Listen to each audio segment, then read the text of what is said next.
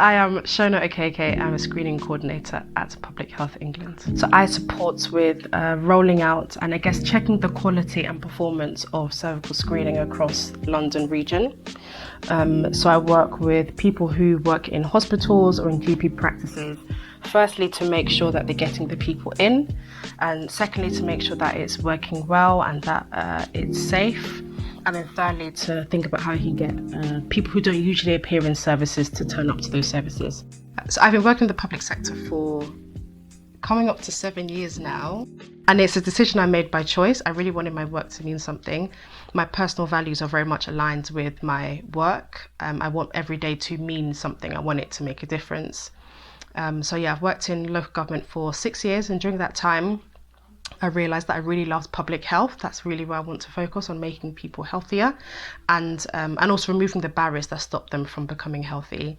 And then during that time, I realised that actually I'm also really interested in women's health in particular. So I was very lucky to get the job at Public Health England to do with cervical screening. Life over the last year has been interesting for sure. Also partially very boring, some long days of boredom. But I've largely enjoyed actually not traveling into the office and just focusing on what's important, like getting my laundry done and speaking to friends and family, probably more so than I have before. It's been nice to have a break from socializing, actually, and to just really be with my thoughts and think about things. So yeah, some good days and some bad days, very, very up and down. But yeah, grateful to be here now and for the world to be opening up again.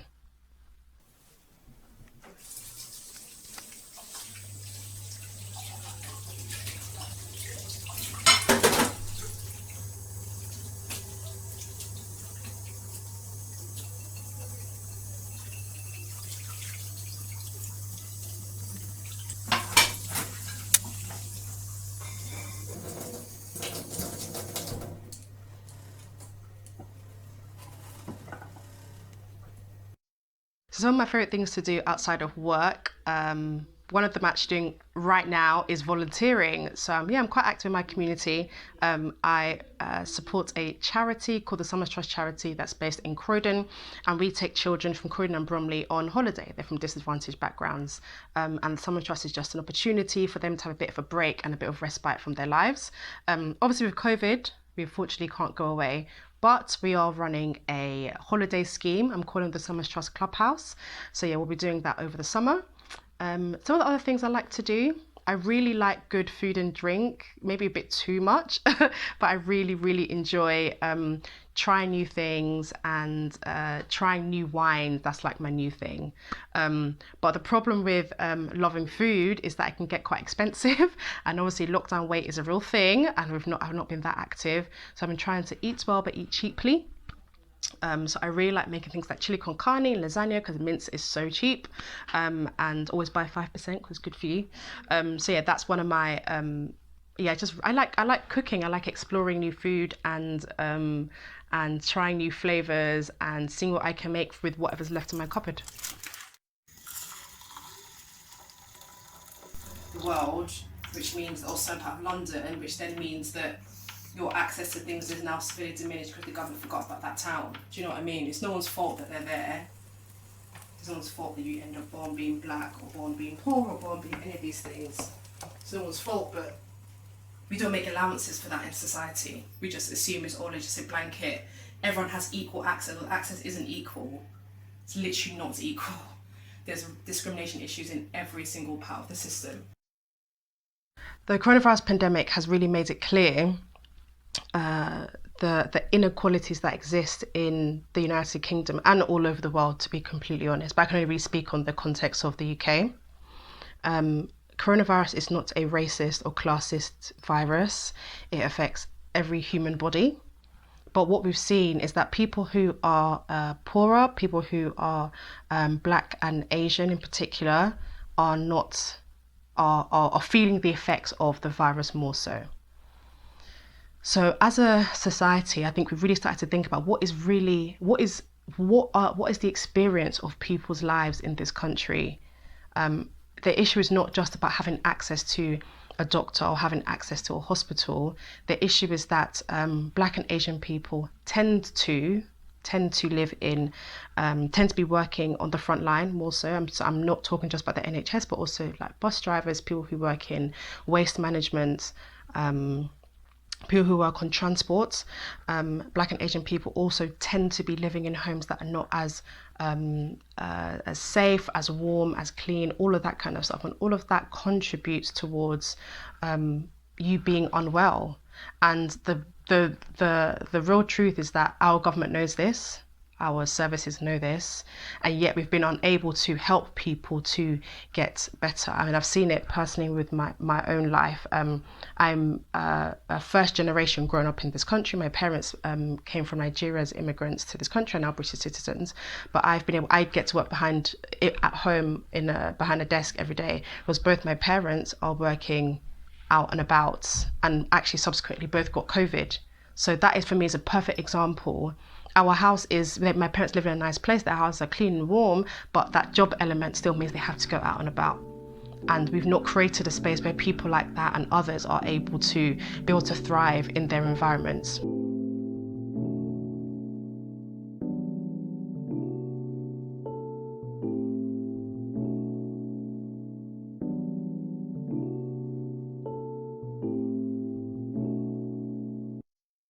Things like the whether you smoke and genetics and how much you drink definitely has an impact on your health, but more so the things that have an impact on your health are access to services and where you live, having access to a local park, having a stable home.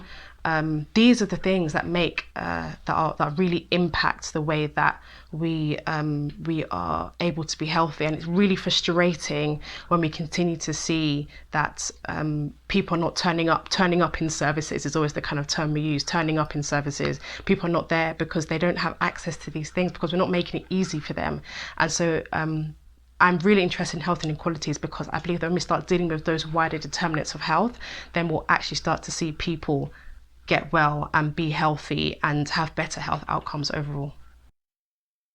It's really difficult if you're, coming from a single parent background, if you're black or Asian, coming from a poor background. It's really hard to it's hard to not have those health outcomes, because the system and the structure is built in a way that is kind of against us in some ways. So the things I would always keep in mind, considering that we are the way we are and those things aren't changing anytime soon, I think it's really important that you find the information that you need.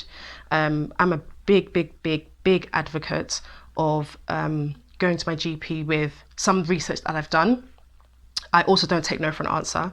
I'm going to get my appointment. I'm going to keep calling until I get that appointment so that I can get the health advice that I need. We really have to keep pushing. We don't need to be polite. We can be polite when we speak to the person on the phone, but we shouldn't be polite about asking for help. We need to keep asking for help. And the third thing is to make sure you have a community around you who can support you. That can be a church community, it can be friends. It's really important that we can share knowledge between each other and that we can motivate each other and build each other up. Because it can be really hard and it's really difficult out there if you don't have those things. So I would really urge you to get connected and help people where they can, and just be willing and be willing to share information, and also do your own research. It's really important that you do your own research as well. Oh, Daddy's calling me. Oh. Hello, Daddy. Hello, how are you? I'm good, okay? Yeah, I'm fine. Are you good? Yeah, I'm fine, thank you. You're cool, yeah? Yeah. Okay. Am I what, sorry? Are you cooking? Am I cooking? Yeah. Yeah, I am. I'm just in the kitchen. It's not a plate or a pot or a knife or a fork or something. Yeah. Okay. Why are you laughing? Because you've been talking to both me and Uche and you've not noticed.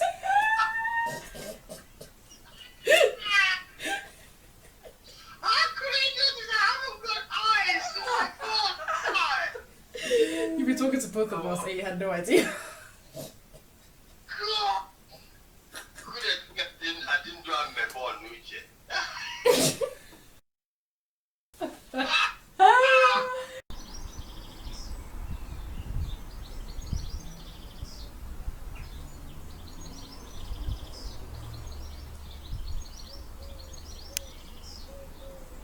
around March or April, maybe May last year, my really good friend of mine, she called me up one day and she was like, hey girl, do you want to start praying every week?